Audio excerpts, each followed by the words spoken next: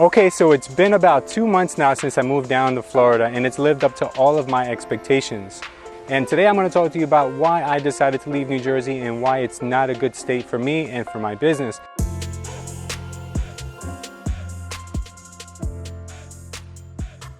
But I don't want to sound ungrateful about living in New Jersey for 34 years or almost 34 years. I'm actually very, very happy, and I'm actually very blessed to have lived in New Jersey because, as many of you know, I wasn't born in the United States, and there could be a lot worse places that you can grow up or worse places that you can have a business. So for myself, I was born in Guatemala, and we migrated here when I was 5 years old. We first moved to California, but California wasn't such a good place for us back in the 80s. Since I was the youngest out of my family, I was only 5 years old, a lot of landlords didn't want to accept any kids into their apartment. So my family actually had a really hard time finding adequate apartment for us. Even though my dad and my brother were working and they were bringing in decent money, they couldn't find a place for us to live. And then we finally found one place that was very sketchy, to say the least. And on the third day, our apartment got raided because the police were looking for gang members. And I remember still to this day that the police dragged my dad and my brother outside. And my brother probably wasn't even 18 years old yet. And they had him down on the floor with guns drawn. So that was not a really nice way to get introduced to the United States. So needless to say, we were out of California and we met up with my brother and my sister in New Jersey. And when we first got to New Jersey in the 80s, we didn't land in Scotch Plains or we didn't land in Short Hills. We first got to Port Elizabeth, and back then there was a crack epidemic going on in Port Elizabeth, and that's where we first, that was our first introduction to New Jersey. But then 2020 came around and gave me a gut check. As you know, we've all been hit really hard by the pandemic, and when I was forced to work from home, it completely changed my life. I found myself creating more YouTube videos than ever and asking everyone out there to smash the like button and to subscribe to this channel. But I also found myself playing pillow fights with my girls in the middle of the day. I saw my girls so much more. I would see them more in one day than sometimes I would see them in an entire week. And I didn't want to change that. So I looked at the current model that I was working on, where I was at the office 6.5 days a week, and I'd spend maybe a Sunday afternoon with them, and I wanted to find a way to turn this on its head. I wanted to see how can I spend more time with my family, but at the same time still be in real estate.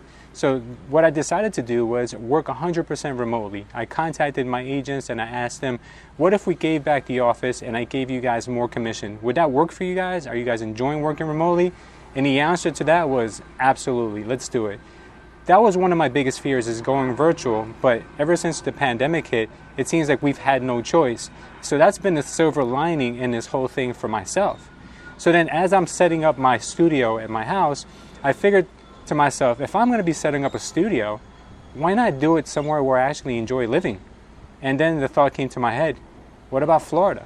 So I started to do some research on how Florida would be for a business. And I learned a lot, not only about Florida, but I also learned a lot about New Jersey and the financial condition that it's currently in right now. And it's not good. So I'm going to be sharing some of that information with you. But first, I want to get into some of the reasons why I chose to leave New Jersey that are not financially related. So the first thing is the weather. I absolutely hate winters. Morning, guys. Sorry, but I think this is going to be my last winter in Jersey. This is a disaster. I remember going to Florida as a kid, and during those cold months up here, it was completely the opposite down in Florida. It was always very sunny, and it was always really, really nice out. Always something green and something blooming. So that does a lot for me personally. It helps me with my mood. As you know, if you've ever noticed, if you talk to people on a rainy day, they're probably not in a great mood. But when it's sunny outside, they're always in a great mood. And it's always good for your health. Because if it's nice outside, you're more likely to go out for a walk or go out for a run or go exercise. And the more you're outside, the more you meet people. And the more people you meet, the more connections you make. And the more connections you make, the more business you do. And the more business you do and the more money you have, the better quality of life you have and the longer you end up living. So it's a win-win, especially for me. So as you know, New Jersey is not known to be the best place to have the best quality of life. Everything from crumbling infrastructure to potholes everywhere and graffiti all over the place, not to mention crime and things like that. It just was not a good place to continue raising my family. I've even been hearing stories recently, now that the pandemic is around, about long lines at the DMV where you have to almost wait all day to get in there. But when I came here on vacation to Florida, not thinking that I would see that side of things, there was complete opposite. You're in and out of the DMV in 10 minutes. There's no lines for anything. And everyone here seems to be very, very nice for some reason. And New Jersey, as you know, is one of the most expensive states for you to live in because of the property taxes, the home prices, and the state tax. So now let's break down some of those numbers. So I found 2 homes, one home in New Jersey and one home here in Florida in the area where I live that's priced at $300,000. So our first example is a home in Rahway. It's actually a condo. And what you get is, as you can see, a 1-bedroom condo. Now, the price of this condo is $300,000, so what I did was I ran the numbers. Your mortgage payment on this property would be $1,011. The taxes would be $434. The insurance would be $93. Your homeowners association fee associated to this condo is $333. So that leaves you with a total of $1,862 per month. Now, let's look at what you can get in Florida for the same price. In Florida, I pulled up another one of our listings. As you can see, it's a very nice place, 3-bedroom, 2-bathroom. The price on this is the same, $300,000, and your payment is going to be the same. It's $1,011. The taxes are $370 a month, and now granted, that is a lot of taxes for a property down here in Florida. Usually the taxes are somewhere between $1,000 and $2,000. This one just seems to be a little bit on the higher end because it's a newer construction. So with this one, it's $370 a month. Your insurance is $83 a month, and your homeowners association fee for this unit is $44. So in total, your cost would be $1,509. So that means that you have about an extra $300 a month that you can put in your pocket, or you could just buy a more expensive house. So for the same price, you can actually afford a house that's $375,000.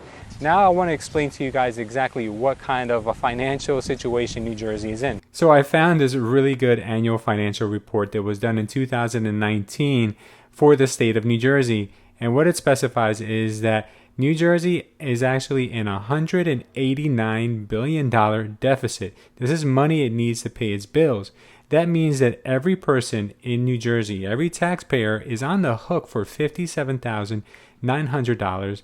And the person who did this investigation actually rated New Jersey an F. And not only that, but it actually rated it the worst possible state out of all 50 states. So let's just go ahead and get into this report for just a second. This report shows that New Jersey went into the corona pandemic in dire financial health, and it will probably come out of the crisis even worse. Based upon the state's latest audited financial report, which is drafted before the crisis began, New Jersey had a taxpayer burden of $57,000, earning it an F grade from the Truth in Accounting. And what makes matters even worse is that New Jersey depends a lot on summertime activities because it has so many beaches, but a lot of those restaurants and businesses down there are going to have to shut down, which means the state's going to be even in a worse financial condition. And to top things off, the governor just imposed a millionaire's tax, which is going to drive even more businesses out of New Jersey. So where do you think New Jersey is going to end this year, 2020? It's probably going to be much worse than what's predicted here. My calculations is that New Jersey is going to be in big time trouble. As a matter of fact, if New Jersey were a publicly traded company, not only would it be bankrupt, but its officials would probably be in jail for lying to its constituents or lying to its shareholders. And that's how bad the situation currently is here. Well, I keep saying here, I'm not in New Jersey anymore.